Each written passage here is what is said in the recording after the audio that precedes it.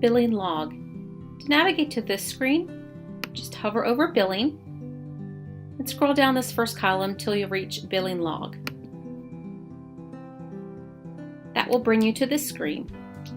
This will give you a way to track changes made to a particular account, patient's account.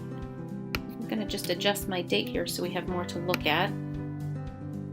This will show you the date and the time that the action was taken, the user, the date of service of the particular appointment, the patient, and then a description of what actually happened, whether it was adding an ICD-10, whether it was adding a charge, changing a billing status, what have you. They're all documented here.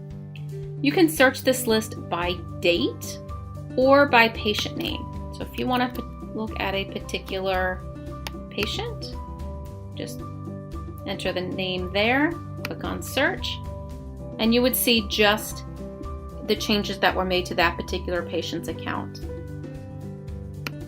Likewise, you can clear that out, and if I just want to see, I just want to see 10/24 of this year. I can click on search and I can see all what happened on a particular day.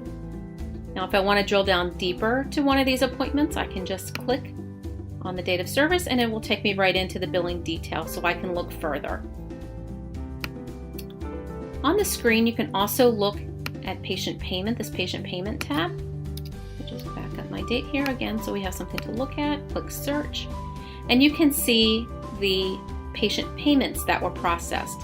And this screen works the same way as the EDI billing tab. You can search by date of service and you can also search by patient. So if we wanted to look at just the payments that were posted for Jenny Harris, I just enter her name, the date range if it's applicable, and click on search. And then I can see what payments were made for patient Jenny Harris, what her date of service was, and who performed that particular service. That's about it for billing log. Hope that's helpful.